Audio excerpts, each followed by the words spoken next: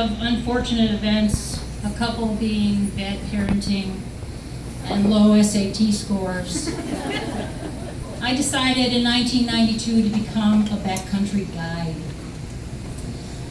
And the job of a backcountry guide is not as glamorous as you may think. You're the first one up, you're the last one to bed. You carry all the weight. You make sure that everyone's enjoying their adventure while minimizing the risk without anybody knowing what you're doing. You're kind of invisible. So I've been to Alaska a few times, and some Boy Scouts asked me if I would take them, 23 Boy Scouts, 6 dads, for a month. And I met the Scoutmaster, we'll call him Mr. Hibb. Mr. Hibb didn't have any kids in the Scout troop, but he was the Scoutmaster. You know that Boy Scouts are kind of a breed unto their own.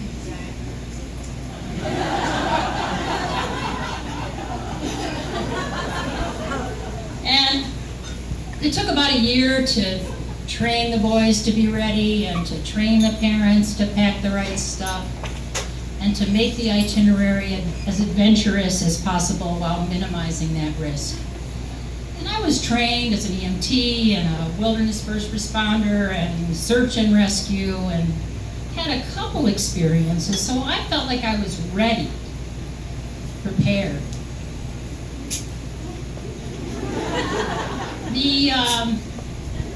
The trip came to Anchorage. We picked up 2 15-passenger vans, and I met Mr. Hibb at the airport with the kids, packed everything up, went to Denali, took a 10-hour bus ride as far as you can reach into the interior of Denali National Park, hiked our first night in. Next morning, Mr. Hibb wanted to hike around the mountain, and we were going to hike over. But I knew by looking at the map it was a wide open area and there was no way we could miss him. So it's 2 hours, we hike over, no Mr. Hibb. You know, it's not the hardest part, that unglamorous part, carrying the pack. It's dealing with people and what they want that's outside the group's needs. But you have to accommodate, and Mr. Hibb wasn't there on the other side of the mountain. So we sent runners this way and we sent runners that way, and they came back, no Mr. Hibb. A little while later, sent 2 runners, and 2 runners came back and said, we found him. And I said, well, why didn't you bring him back? He's crying on his pack. So we all hike up to Mr. Hibb, and I lean over into his ear and I said, get your fucking ass up. And start hiking. It took us about 18 and a half hours of hiking from 8 in the morning until 11 o'clock the next day. But all of us got to see Denali and Alpenglow.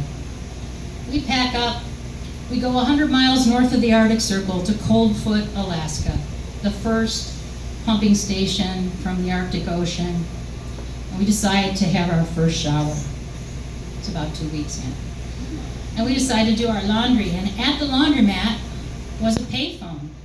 And Mr. Hill got on the payphone. While all the kids were mingling around, he said, Mom, I just want to come home. Mom, I just want to come home. I want to come home. And I leaned over to Mr. Hill and I said, zip it. That night, we were waiting for our bush pilot to drop our inflatable rafts and canoes. And we had a couple characters in the group. One I like to call Jeremy, the accident-prone Boy Scout. But he wasn't the worst. There was Jim, who only talked about Pink Floyd 24/7. And Big Steve, 6'6", who knew everything. And Mr. Hibbs, who was having a meltdown succinctly every 3 days. So I knew the next one was coming. The next morning, Jeremy, the accident-prone Boy Scout, promptly spilled boiling teriyaki down his leg. And while I was debriding his skin, Mr. Hibb turned to him and said, "Well, that was a fucking boneheaded move." Mr. Hill, he wasn't so happy. At the end of the trip, I looked at the med form and I found that he was on a lot of psychotropic drugs that he had listed. And I went to him, I said, "What's up with that?" And he said, "Oh, I quit that 2 weeks ago because I knew the wilderness would heal me." And the next 2 weeks, every 3 days, Mr. Hill had a very big meltdown. He threatened to kill a kid. He grabbed one by the shoulders. His eyes would bulge out, his veins would pop in his head. And then later, when I sent everyone away, I was invited to do a talk about things you don't expect to happen on a trip. And I thought, oh, yeah. And I called Mr. Hill, but a man answered. And I said, "Where's Mr. Hill?" And they said, "Mr. Hill is deceased." And I thought, well, I knew what was coming. Mr. Hill had gone to the local 5-story hotel and thrown himself off. And he had wrestled with that illness for years after that trip.